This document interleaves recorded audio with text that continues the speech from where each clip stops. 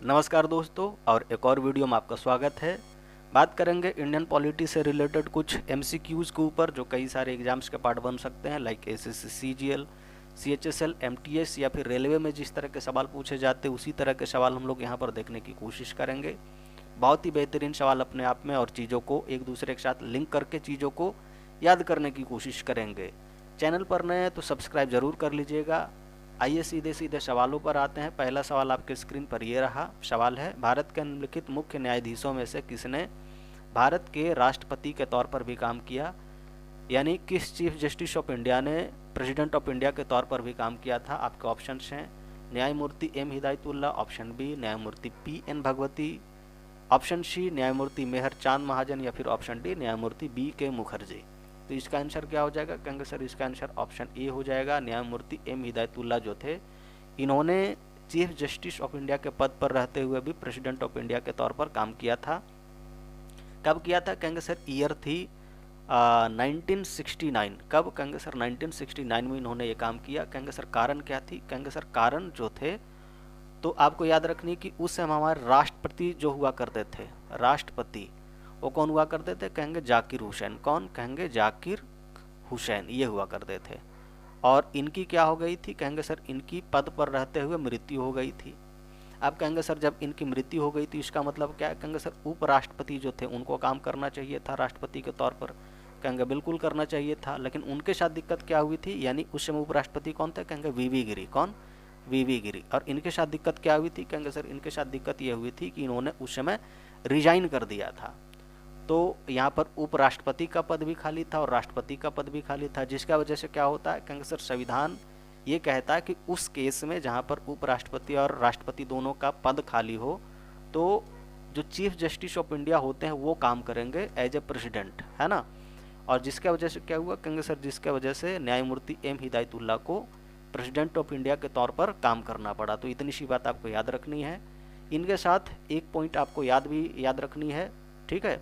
और ये पॉइंट है कि 1979 टू 84, ये जो 5 साल है उस समय इन्होंने वाइस प्रेसिडेंट के तौर पर भी काम किया था, यानी कि ये उपराष्ट्रपति के तौर पर भी काम करने वाले बने थे। तो इस चीज़ को आपको याद रखनी है, ठीक है।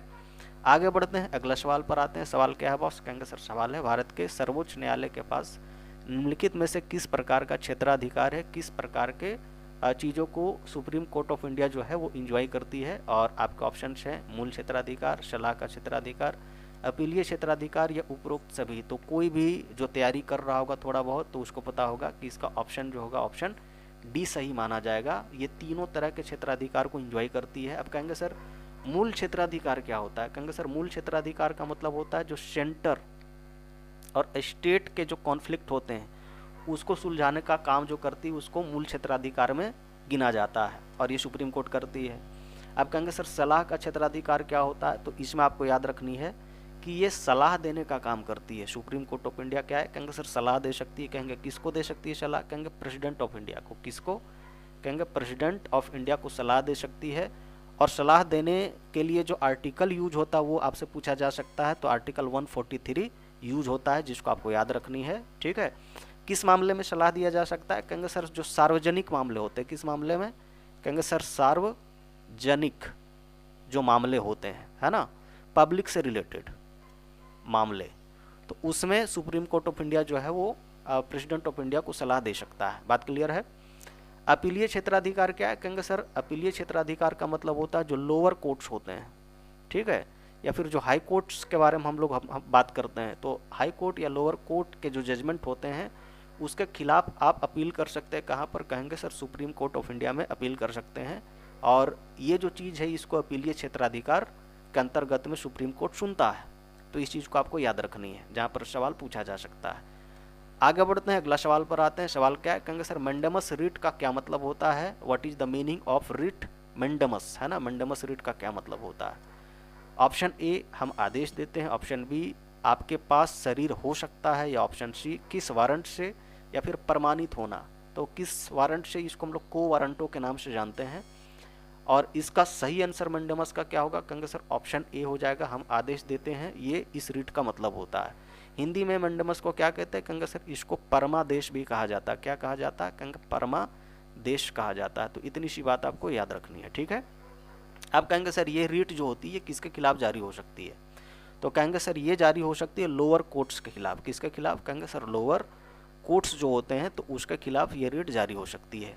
और किसके खिलाफ, कहेंगे सर जो गवर्नमेंट ऑफिसर्स होते हैं तो उसके खिलाफ भी ये क्या हो सकता है, कहेंगे सर जारी हो सकता है। जैसे हम लोग कहते हैं सर पुलिस जो होती है ना, कभी कभी उनके खिलाफ रीट जारी होता है FIR लिखने वाला, अगर वो नहीं लिखते हैं तो जैसे अगर FIR की बात करें, ठीक है, तो रीट जारी होने के वजह से उनको फिर से FIR लिखना पड़ता है। तो आप इस चीज़ को याद रखिएगा। इसके अलावा कहेंगे सर जो सार्वजनिक प्राधिकरण के जो मामले होते हैं, कौन से मामले कहेंगे सर सार्वजनिक, ठीक है, सार्वजनिक मामले जो होते हैं तो वहाँ पर क्या है, कहेंगे सर रीट जारी हो सकता है, मैंडेमस रीट जारी हो सकता है। तो इतनी सी बात आपको याद रखनी है। आप कहेंगे सर अगर रीट के बारे में बात करें तो रीट होता क्या है एक्चुअली में, कहेंगे सर रीट जो होता है ना एक तरह का कानूनी आदेश होता है। क्या होता है, कहेंगे कानूनी आदेश होता है, ठीक है। जो कौन जारी कर सकता है, कहेंगे सर जो जारी कर सकता है सुप्रीम कोर्ट ऑफ इंडिया या फिर कहेंगे सर हाई कोर्ट्स। कौन जारी कर सकते हैं, सुप्रीम कोर्ट या फिर हाई कोर्ट। अगर सुप्रीम कोर्ट जारी करता है तो उसमें आपको आर्टिकल याद रखनी है 32, ठीक है। और अगर हाई कोर्ट जारी कर रही तो किस आर्टिकल के तहत ये जारी कर सकती है, कहेंगे सर 226। कौन, कहेंगे 226। तो इतनी सी बात आपको याद रखनी है। अब अगर हम लोग रीट के बारे में बात करें तो रीट कितने तरह के होते हैं, कहेंगे सर टोटल 5 तरह के होते हैं। कितने, 5 तरह के। एक को हम लोग कहते हैं हैबियस कॉर्पस, आपने नाम सुना होगा, ठीक है। दूसरा रीट आपने नाम सुना होगा मैंडेमस, जो कि यहाँ पर हम लोग अभी बात कर रहे थे। तीसरा रीट आप ऐसे बोल सकते हो प्रोहिबिशन, ठीक है। इस रीट के बारे में हम लोग अलग से बाकी चीज़ों को भी देखने की कोशिश करेंगे जिस तरह से सवाल आएगा। अभी मैंडेमस के बारे में हम लोग यहाँ पर अधिक बात करेंगे, ठीक है। उसके अलावा आपने नाम सुना होगा सर्च्यूरारी, और इसके अलावा कहेंगे सर को वारंटो, है ना, को वारंटो। तो ये टोटल 5 तरह के रीट होते हैं जो हाई कोर्ट या फिर सुप्रीम कोर्ट ऑफ इंडिया जो है ये जारी कर सकते हैं। तो इतनी सी बात आपको याद रखनी है।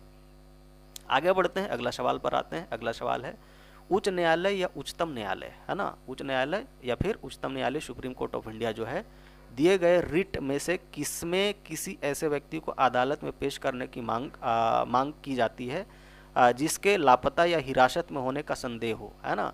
मान कर चलो कि पुलिस जो है किसी को डिटेन करके रखे हुई है या कस्टडी में रखी हुई है या मिसिंग है कोई आदमी, तो उस आदमी को हाई कोर्ट में या फिर सुप्रीम कोर्ट में प्रेजेंट करने के बारे में बोला जा सकता है। तो उसमें कौन सा रिट जो होता है वो लगाया जाता है। ऑप्शन ए को वारंटो, मैंडेमस, बंदी प्रत्यक्षीकरण या फिर सर्च्यूरारी। तो इसका आंसर क्या हो जाएगा, कहेंगे सर ऑप्शन सी हो जाएगा, बंदी प्रत्यक्षीकरण, जिसको हम लोग क्या कहते हैं, कहेंगे सर जिसको कहते हैं हैबियस कॉर्पस। क्या कहते हैं, कहेंगे हैबियस कॉर्पस इसको कहते हैं, ठीक है। तो इस चीज़ को आपको याद रखनी है। और इस रीट में क्या होता है, कहेंगे सर जिस आदमी जो आदमी मिसिंग हो या फिर कस्टडी में हो उसको ये बोला जा सकता है कि उसे कोर्ट के सामने प्रेजेंट किया जाए। बस इतनी सी बात होती है, ठीक है। आगे बढ़ते हैं, अगला सवाल पर आते हैं। अगला सवाल क्या है बॉस, कहेंगे सर अगला सवाल ये वाली है, भारत के संविधान के निम्नलिखित में से कौन सा अनुच्छेद समान नागरिक संहिता से संबंधित है, यानी यूनिफॉर्म सिविल कोड से रिलेटेड कौन सा यहाँ पर आर्टिकल आपको देखने को मिलेगा, ये आपसे पूछा जा रहा है। आपके ऑप्शन हैं आर्टिकल 44, आर्टिकल 46, 45 या फिर 43। तो इसका आंसर क्या हो जाएगा, कहेंगे सर ऑप्शन ए हो जाएगा। आर्टिकल 44 जो है वो क्या है, कहेंगे सर यूनिफॉर्म सिविल कोड यानी UCC, तो उससे रिलेटेड ये आर्टिकल मानी जाती है। तो इस चीज़ को आपको याद रखनी है। ये आर्टिकल जो है यानी जो हम लोग आर्टिकल 44 की बात कर रहे हैं, यूनिफॉर्म सिविल कोड की बात कर रहे हैं, कहाँ पर आता है, कहेंगे सर ये आता है basically directive principle of state policy में। कहाँ पर, कहेंगे सर DPSP में आता है। कहाँ पर, कहेंगे DPSP में आता है, directive principle of state policy में आता है, ठीक है। तो इस चीज़ को आपको याद रखनी है। आप कहेंगे sir directive principle of state policy की अगर बात कर रहे हैं तो किस पार्ट में आता है, ये आपसे पूछा जा सकता है। तो पार्ट किस में आएगा, कहेंगे सर ये पार्ट 4 में आता है। किस में, कहेंगे पार्ट 4 में आता है। इसके साथ साथ आपको कुछ डायरेक्टिव प्रिंसिपल से आपको और भी चीज़ें याद रखनी है, जैसे इसमें आर्टिकल कहाँ से कहाँ तक कवर होता है। तो आर्टिकल 36 से लेकर कहाँ तक कवर होगा, कहेंगे सर 51 तक। कहाँ तक, कहेंगे सर आर्टिकल 36 से 51 तक। तो इतनी सी बात आपको याद रखनी है। Directive principle of state policy ये किस देश के संविधान से लिया गया है, ये भी आपसे पूछा जा सकता है। तो याद रखना है आयरलैंड। कहाँ से, कहेंगे आयरलैंड के संविधान से इसको लिया गया। बस इतनी सी बात आपको याद रखनी है जहाँ पर सवाल बन सकता है।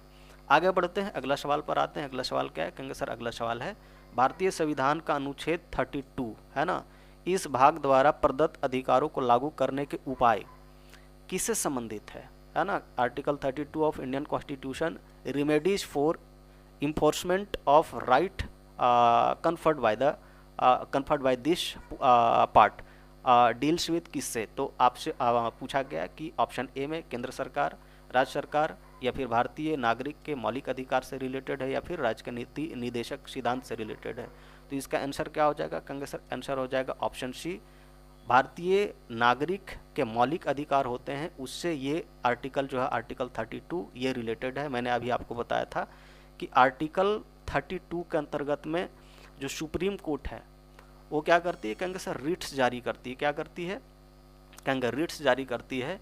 और बेसिकली ये किस लिए जारी किया जाता है, कहेंगे सर जो भारतीय जो लोग हैं उनके जो मौलिक अधिकार होते हैं, क्या होते हैं, कहेंगे सर मौलिक अधिकार, तो उसको सुरक्षित रखने के लिए क्या है, कहेंगे सर रिट्स जारी होते हैं बेसिकली। ठीक है, तो इस चीज़ को आपको याद रखनी है और इसीलिए इसका आंसर क्या हो जाएगा, कहेंगे सर इसका आंसर जो होगा ऑप्शन सी होगा, भारतीय नागरिक के मौलिक अधिकार, इससे रिलेटेड है आर्टिकल 32।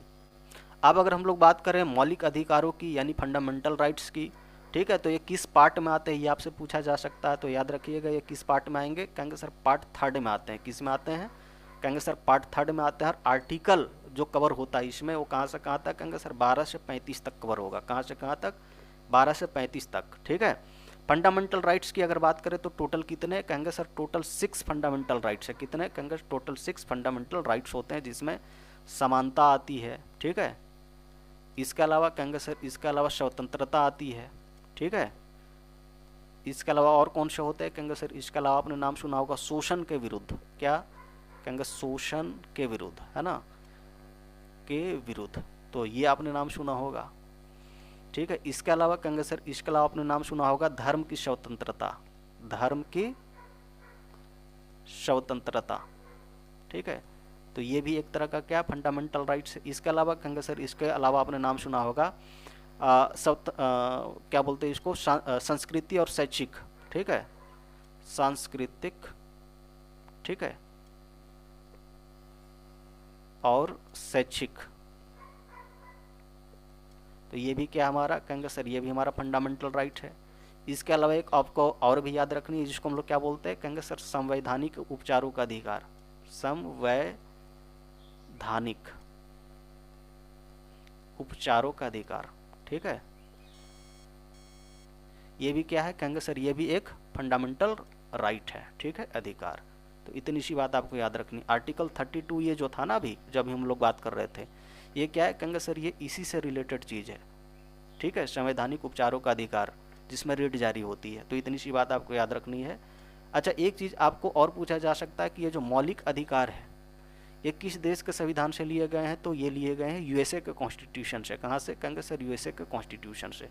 तो इतनी सी बात आपको याद रखनी है। मैंने बहुत सारे पॉइंट्स बता दिए आपको, अब अगर इतने सारे पॉइंट्स याद रखने तो बहुत अच्छी बात है। आगे बढ़ते हैं, अगला सवाल पर आते हैं। सवाल क्या है बॉस, कहेंगे सर सवाल है निम्नलिखित में से किस देश में न्यायिक समीक्षा प्रणाली की शुरुआत हुई थी, है ना। जुडिशियल रिव्यू का कॉन्सेप्ट किस देश से ओरिजिनेट हुआ था। आपके ऑप्शंस हैं फ्रांस, जर्मनी, संयुक्त राज्य अमेरिका या फिर ब्रिटेन। तो इसका आंसर क्या हो जाएगा, कहेंगे सर ऑप्शन सी हो जाएगा, संयुक्त राज्य अमेरिका जो है वहाँ से क्या हुआ था, कहेंगे सर जुडिशियल रिव्यू का जो कॉन्सेप्ट है वहाँ से आया हुआ है। अब हमारे देश में यूएसए के कॉन्स्टिट्यूशन से क्या क्या लिया गया है तो उसके बारे में थोड़ा सा आपको याद रखनी है। जैसे पहला हम लोग बात करते हैं फंडामेंटल राइट्स, वो कहाँ से आया, कहेंगे फंडामेंटल राइट्स, ये कहाँ से आए हुए हैं, कहेंगे सर ये आए हैं यूएसए के कॉन्स्टिट्यूशन से। इसके अलावा कहेंगे सर इसके अलावा इंडिपेंडेंसी ऑफ जुडिशरी की बात करते हैं। ठीक है, इंडिपेंडेंसी ऑफ जुडिशरी की बात करें,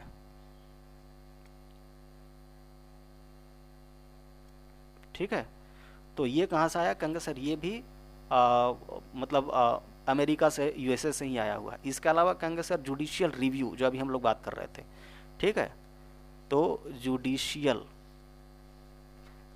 रिव्यू का जो कॉन्सेप्ट हो कहाँ से आया, कहेंगे सर ये भी यूएसए से आया हुआ। इसके अलावा कहेंगे सर इम्पीचमेंट ऑफ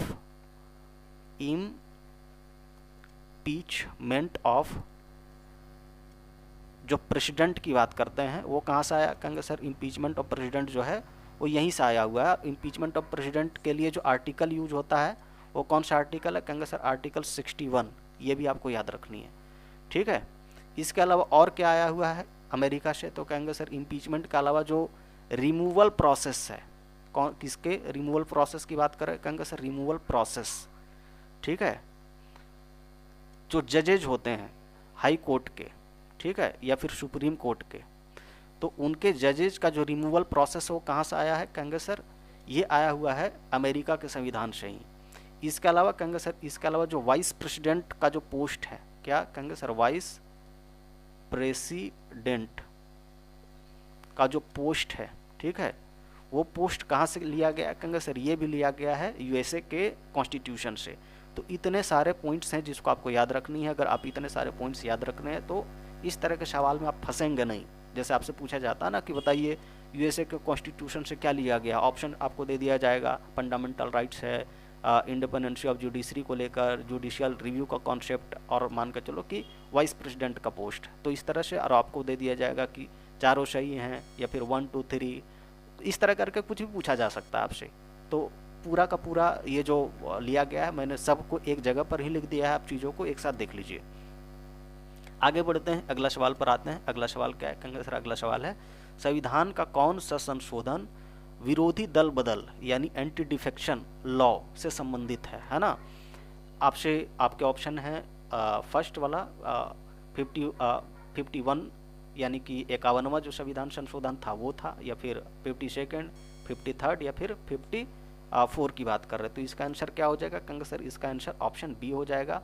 52nd जो अमेंडमेंट था कॉन्स्टिट्यूशन का वो क्या है, कहेंगे सर एंटी डिफेक्शन लॉ से रिलेटेड चीज़ है। तो इतनी सी बात आपको याद रखनी है। अब कहेंगे सर ये आया कब था, कहेंगे सर ये आया था 1985 में। कब आया था, कहेंगे सर 1985 में आया हुआ था। और किससे रिलेटेड है, कहेंगे सर एंटी डिफेक्शन से। किससे, कहेंगे सर एंटी डिफेक्शन, जिसको हम लोग क्या बोलते हैं, कहेंगे सर दल बदल को रोकने के लिए इसको लाया गया था, ठीक है।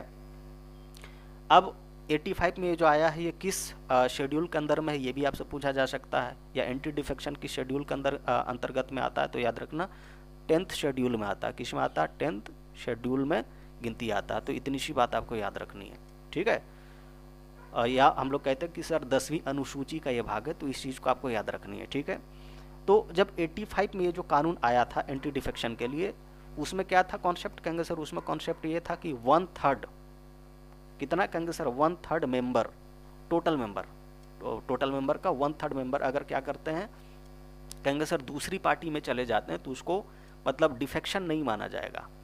उसको क्या नहीं माना जाएगा, कहेंगे सर डिफेक्शन नहीं माना जाएगा। जैसे मान के चलो कि 100 लोग हैं, तो 100 लोग में से मान के चलो 33 या फिर 34 इतने लोग क्या करते हैं, कहेंगे सर दूसरी पार्टी में शामिल हो जाते हैं। तो क्या है, कहेंगे सर उसको डिफेक्शन नहीं माना जाएगा। तो इतनी सी प्रोविज़न करी गई थी 85 में। लेकिन फिर बाद में क्या हुआ, कहेंगे सर बाद में ये जो प्रोविज़न था ना 1/3 का, उसको हटाकर 2/3 कर दिया गया कि अगर इतने मेंबर क्या करते हैं, कहेंगे सर अगर ये किसी दूसरे पार्टी में शामिल हो जाते हैं, आसान भाषा में अगर 100 में से मान के चलो इसका दुगना कितना होगा, मान के चलो कि 67 के आसपास, मान के चलो कि 68 लोग अगर किसी दूसरे पार्टी में दूसरी पार्टी में शामिल हो जाते हैं तो उस केस में डिफेक्शन नहीं माना जाएगा। तो ये बात का प्रोविज़न किया गया था। और ये कब किया गया, कहेंगे सर 2/3 वाला, कहेंगे सर ये किया गया था 2003 में। कब किया गया, कहेंगे सर 2003 में।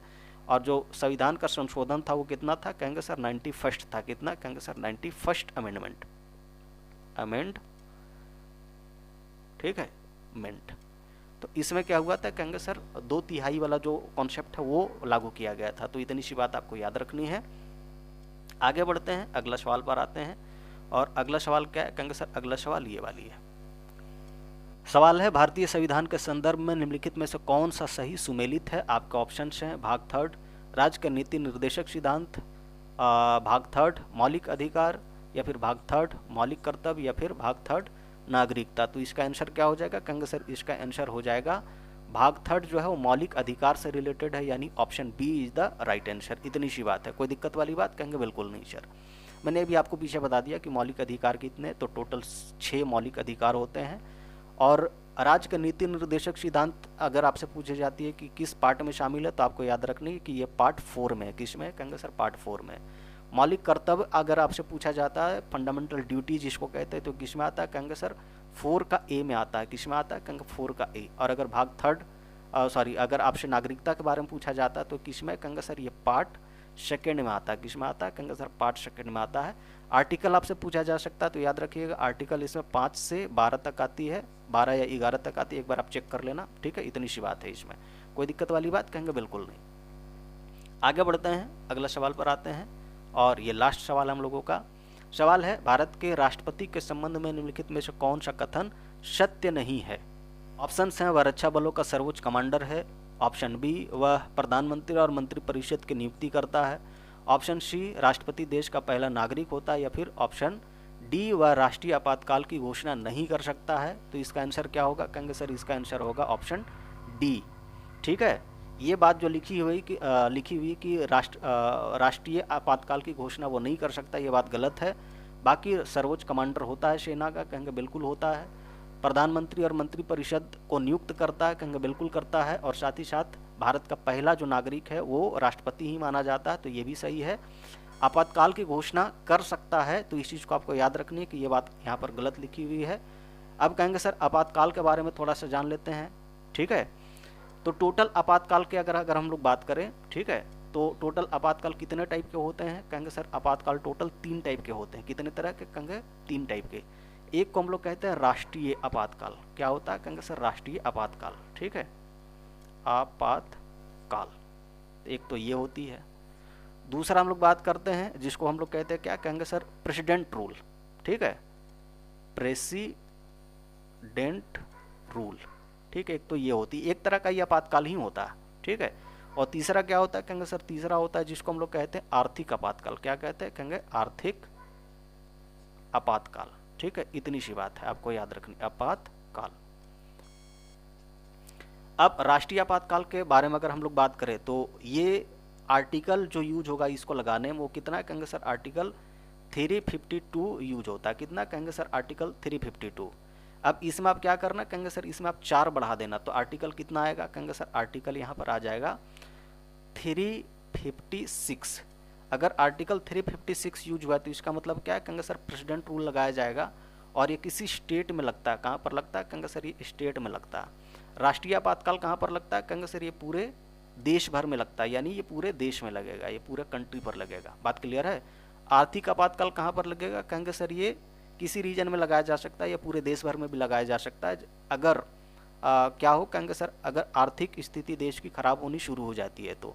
और आर्टिकल जो इसमें यूज करा जाएगा वो कौन सी है? कहेंगे सर 356 में आप 4 और बढ़ा देना, तो कितना आएगा? कहेंगे सर 360 आएगा। कितना? कहेंगे सर 360।